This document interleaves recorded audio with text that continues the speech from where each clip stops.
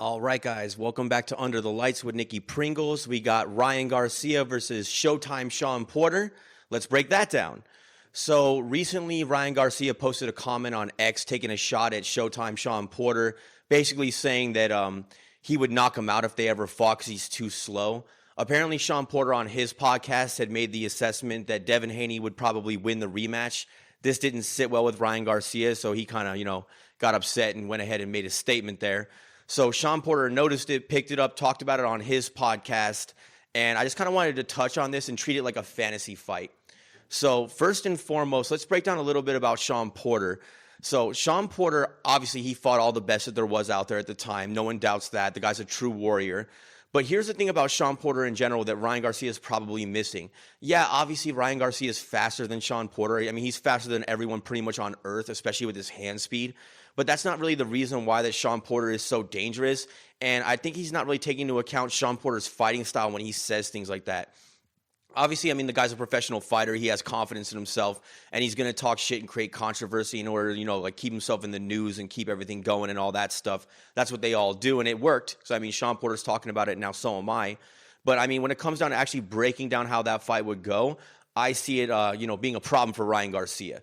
So if you've watched my show at all, you know that I'm a huge fan of Ryan Garcia. On my last episode, I was just singing his praises. So this isn't me taking a shit on Ryan. I mean, the guy's very talented. It's very obvious, but I honestly don't think that he beats any of the four kings of Porter's generation. I don't see him beating Porter. I don't see him beating Thurman. I don't see him beating Spence, and I clearly don't see him beating Crawford. So, I mean, as good as Ryan Garcia is, he does have some glaring weaknesses, and he's never fought the type of talent that those guys are in general. I mean, Devin Haney's probably his best win, and Devin Haney's nowhere near the level of these guys, and he has no power. So let's think about Shawn Porter, the way he fights in general. Nobody that fights Shawn Porter is ever able to look good, and here's why. So he's kind of an anomaly. The way that Shawn Porter fights, he likes to close distance. He's explosive on the feet. He gets inside, and when he gets inside, he's just looking to mug you. It's not clean. He's not boxing from the outside looking for sharp counters. He's not trying to pick you off. He's just trying to explode inside, steal that distance from you, make you off balance, make you uncomfortable, work some angles, and then just unload shots like crazy. I mean, it's wild. And that's really the reason why no one can look good against Shawn Porter. So think about it like if you're in Shawn Porter's opponent. If you're standing there on the outside and you're in striking range, right? You guys are in the pocket now and Shawn's standing in front of you. Immediately you could start to feel Shawn Porter's energy come up because you know what he's looking to do. He just wants to pounce on you. And as soon as he explodes like that and steals that distance, you're not able to hang back and look for sharp counters and look clean and look nice, catch him on the end of your punches. If you don't catch him coming in, then you basically you're fighting on the inside, and it's going to look ugly. It's going to look weird, and that's where he thrives. And he doesn't care if it looks pretty. He doesn't care if it's clean. Like I said, he's just trying to mug you. He's going to hit you on the back of the head with the forearms, hit you with 4 or 5 shots, steal your wallet, and get the fuck out of Dodge. So that's what Shawn Porter's trying to do.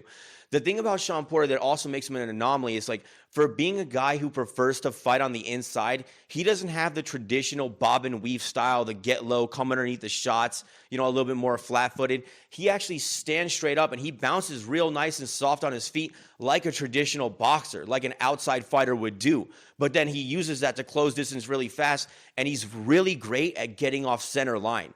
He's always moving his head off center line. He's always at weird angles. It's really hard to catch him clean unless you time him like Crawford did in the later rounds and catch him with that uppercut on the way in. But also he's extremely, extremely durable. The guy's got an iron chin as well. He's been put down a couple of times, but he's another one where even if he's hurt, he's not hurt. And also he could take a million shots and he's just got that leather skin, man. So I don't know what Ryan Garcia is really thinking when he says stuff like that. I mean, obviously he just wants to, like I said, maybe create some controversy, talk a little bit of shit. But if they fought, I honestly have Showtime Shawn Porter winning that fight.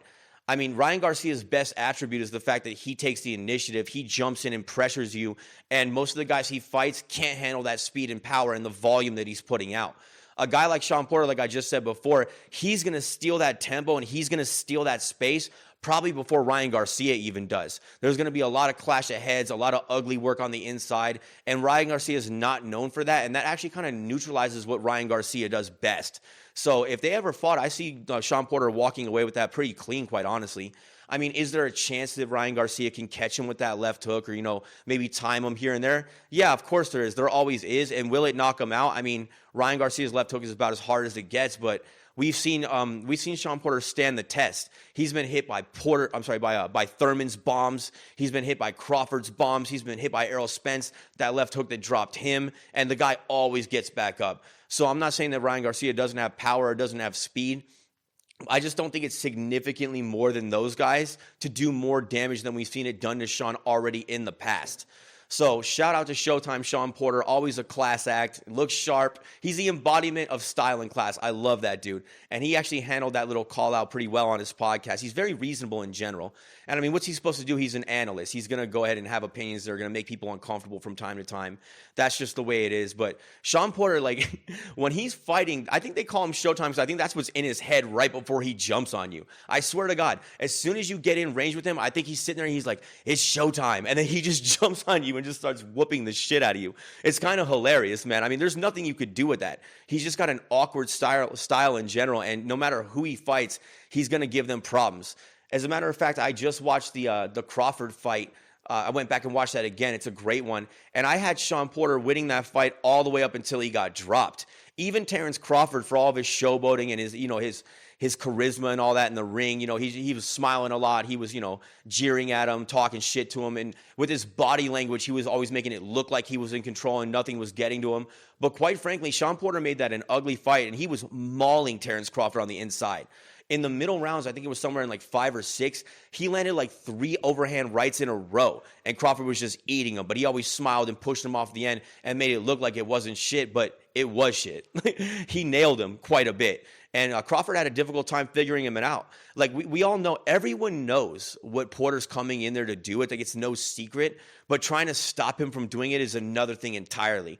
I mean, if he was just a little bit bigger, too, because Crawford's a strong guy and he was the naturally bigger guy, he could have bullied him a little bit more and roughed him up. But Terrence was able to actually control that on the inside. But he still caught a lot of shots.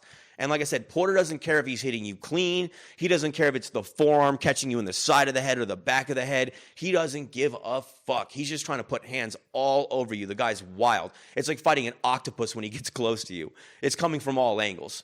So, I mean, Ryan Garcia versus Shawn Porter, what do you guys think in general? Do you think I'm wrong about this one? Do you think Ryan Garcia would lay out Shawn Porter or even catch him and put him down? It's very possible, but again, I just don't think that Ryan Garcia has ever fought anyone like a Shawn Porter, and the way that he fights in general, like I said, is an anomaly. Shawn Porter is a one of one. So that's all I really wanted to say about that. I just wanted to touch on it, do a little quick episode, a little fantasy fight, and yeah, we'll be back with some more content soon. So thank you very much. God bless and peace. Caw-caw. KO.